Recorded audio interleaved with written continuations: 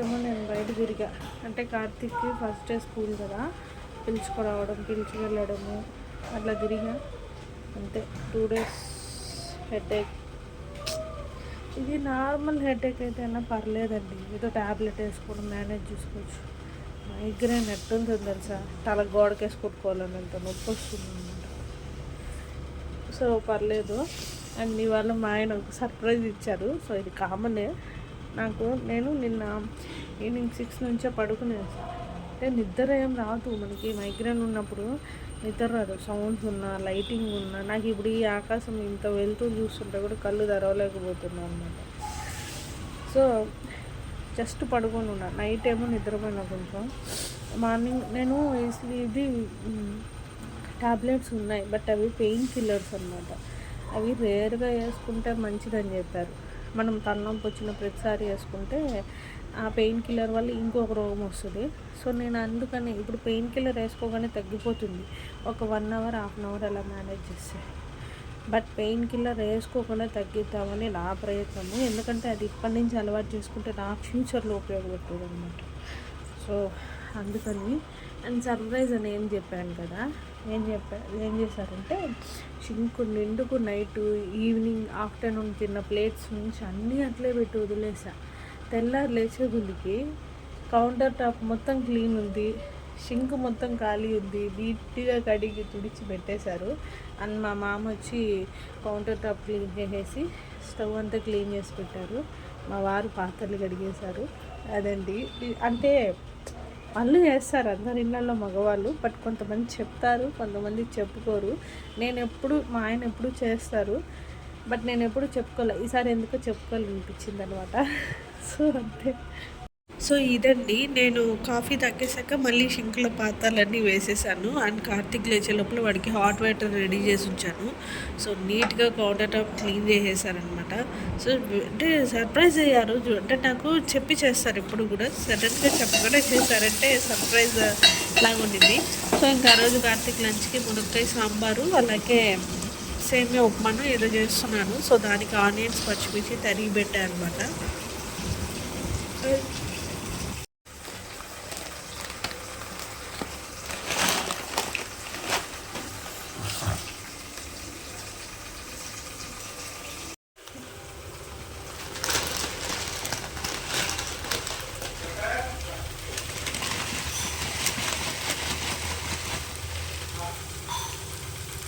So నేను మీకు చూపించా కదా అనిల్ సేమియా అని. మామూలు గోధుమ సేమియా కన్నా ఈ రైస్ సేమియా చాలా మేలండి.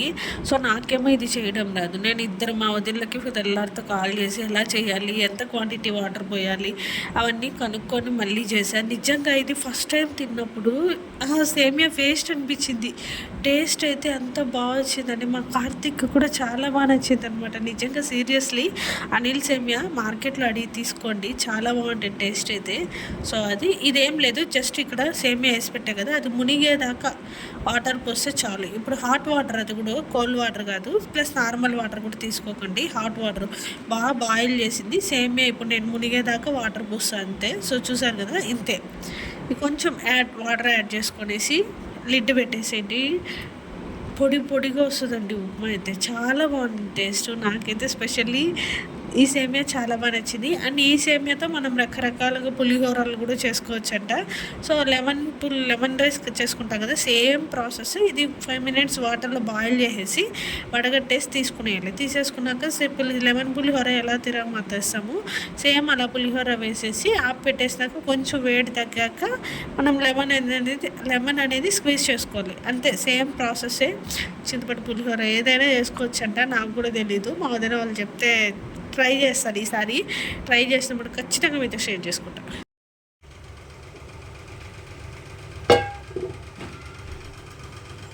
ఇంకో విషయానికి వస్తే ఇది మార్నింగ్ టైం 7:37 ఆ టైం అనమాట. సో నేను 2 days అయింది వాషింగ్ మిషన్ వేసి. అంటే ఈ మైగ్రేన్ హెడేక్ ఎక్కువ వచ్చేస్తుంది ఈ మధ్య. కొంచెం బయట ఎక్కువ తిరిగినా ఈ అనిల్ సేమియా ఎలా వచ్చిందో ఏంటో అండి. ఇది అయ్యేదాకా భయంగా ఉంటుంది. ఇది లేదనుకోండి మళ్ళీ నేను దోశ పిండే తిక్కు. పర్లేదు. ఉప్మాలకి ఒకటే అండి మంత్రం, మంచిగా నూనె వేయాలి. బాణలికి ఇలా అంటుకోకుండా వస్తే బాగా వస్తుంది. సో సక్సెస్ అయినట్టే అనిపిస్తుంది. తినేదాకా తెలీదు దీనికి ఏంట్లో ఏముందో ఏం తగ్గిందో. మా కార్తీక్ నిన్న వాళ్ళ డాడీతో వెళ్ళి ఫుల్ డే స్కూల్ కదా, క్యారీర్ మొత్తం కొనుక్కొచ్చుకున్నాను. నేను వెళ్ళాలో ఫస్ట్ టైం మా కార్తీక్కి. ఎప్పుడు ఏం కొనాలన్నా నేను ఉంటా, బట్ నిన్న మైగ్రేన్ అని వెళ్ళాలా. కొత్తదనమాట తెచ్చుకున్నాడు.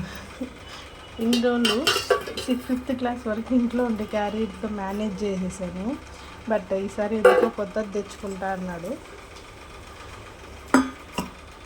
సో ఇలా నీట్గా వాష్ చేసేసాను.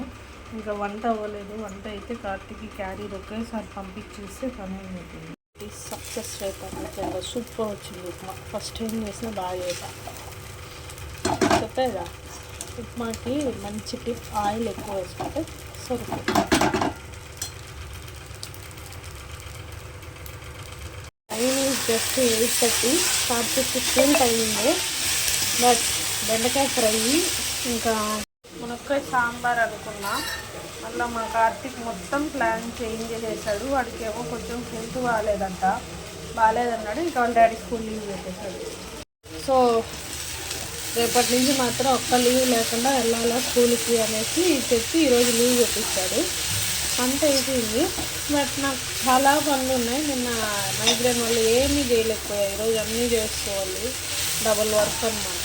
కర్రీ అయితే అయిపోయింది. ఇంకా సాంబార్ రైస్ పెట్టేస్తే అయిపోతుంది. సో చూసారు కదా, ఇది అన్నమాట నా మైగ్రేన్ స్టోరీ. సో మీరు దీన్ని రిలేటెడ్ అయితే కామెంట్లో చెప్పండి, ఎలా తగ్గుతుంది ఏంటి అనేది. బాయ్.